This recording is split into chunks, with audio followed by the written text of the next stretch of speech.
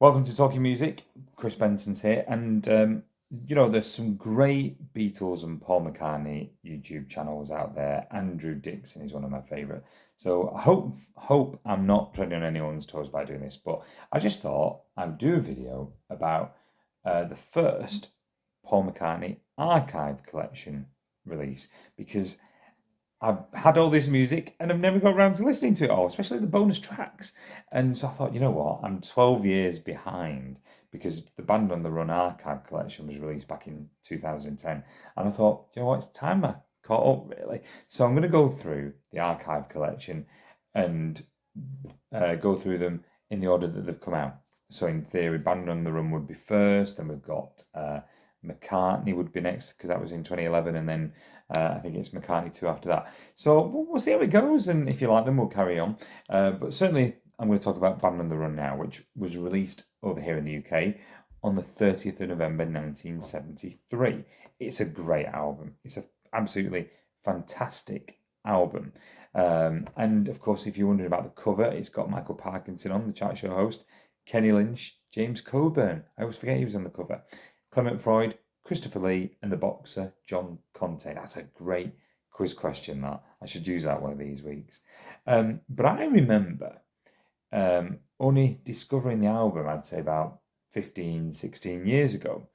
And there used to be a chain of shops here in the UK, Music Zone, where you could buy your cheap CDs. I miss Music Zone. And they had the 1993 reissues of a lot of McCartney albums, and I bought several of them. And at that time, you got the album and just two bonus tracks. I think it was Hell on Wheels and Country Dreamer. That was it. So the archive collection expands on that, and we'll go into what songs you can hear now. But also, let's just go through the album as well because it is absolutely fantastic. I did play track one, Band on the Run, for my kids on the way back from school the other day. And my daughter Josie seemed to like it, and my oldest son Eric was like, I'm not so sure. There's no accounting for tastes, but I tell you what, Band on the Run, doesn't matter how many times I hear it, I absolutely love it. And it's a great start to any album. But I read a post on social media the other day saying that every song on Band on the Run could have easily have been a single. And I can perhaps agree with that. Band on the Run is fantastic and needs no introduction. But then Jet straight after it. What a song! I mean, absolutely brilliant. And then goes into Bluebird and Mrs. Vanderbilt, which you might not have heard because it doesn't get as much radio airplay. And if you haven't heard the full album, it's a song that you might not be familiar with, but it's a brilliant song. And then side A concludes with Let Me Roll It, another Wings classic, just short of 5 minutes long. So it's a very, very strong first side. Mamounia, I love that one on the starter side too. And I honestly had forgot about that song until I was listening to this album again this week. I was like, oh my goodness, how could I forget about Mamounia? Great song. No Words, again, the quality just throughout is fantastic. And then track 8, Picasso's Last Words, Drink to Me. Now, is it the story goes that Paul McCartney was he eating with Dustin Hoffman or something like that, and Dustin Hoffman said, "Can you make a song out of anything?" And I think that's how Picasso's Last Words happened. I think so, off the top of my head. But again, great song. And then one of my favourites, in fact, probably the favourite off the album, is 1985, which McCartney played again at Glastonbury just a few weeks ago. But such a great song. And I love the bit at the end. I know not everyone does, but I love the bit at the end where kind of 1985 finishes, and then it just plays a couple of bars of Band on the Run. It's not to everyone's taste, that, but I do like that. It just kind of ties up the album, full circle for me. But so there's 9 absolutely stunning tracks on there. In America, they got Hell on Wheels as well, but not in the UK. So how does Disc 2 look? You're wondering. Well, Hell on Wheels starts the second disc of bonus tracks on the 2010 Archive Collection. I like it, I think it would have fit in all right to the original album, but for whatever reason they decided to leave it off. I think it's a good song. I think it kind of goes with the rest of the album. Country Dreamer is a totally different feel, a bit more laid back. That again, as I say, was a bonus track on the 1993 release, and you get this as track 2 on the bonus tracks this time around.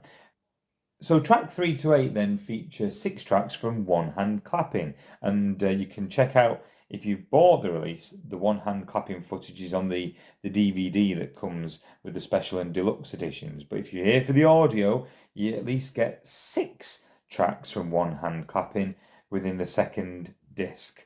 So you've got Bluebird, you've got Jet, you've got Let Me Roll It, you've got Band on the Run, 1985 and Country Dreamer, all different versions, of course, from the album. And then track 9 is the theme from a short-lived UK TV series called Zoo Gang, which I think had John Mills in it. It's not been on TV repeated for a long time. I know ITV4 when it first started, probably about 15, 16 years ago, something like that. They repeated it, but it's not been on for a long time, Zoo Gang, but McCartney and Wings did the theme. So all of Disc 2, along with the remasters, of course, from Disc 1, they're all there on YouTube and Spotify to listen to. And there was a couple of bonus tracks, which I have managed to listen to. You'll have to find them for yourself, which were pre-order bonus tracks on paulmccartney.com. And you had No Words, live in Glasgow, and also Band on the Run, live in Glasgow. I think they were both from 1979. So they were a little present for pre-ordering the album, and they also tie in with Band on the Run, of course, because the tracks from the album.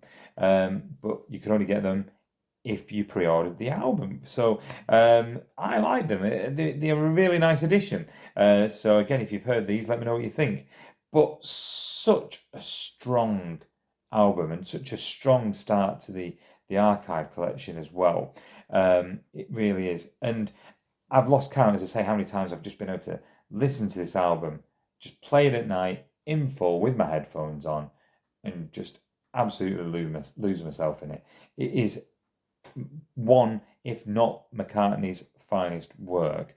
And I do have it on vinyl as well. I do have a vinyl somewhere that one of my old neighbours had, and when he passed away, I've managed to acquire it. So it is great. So you have to tell me if you've listened to Band on the Run, or check out the links within the description if you haven't heard the bonus tracks before, and let me know what you think. Let's enjoy the archive collection together, because you know what, there might be some tracks that you've not heard before, but you might check them out now.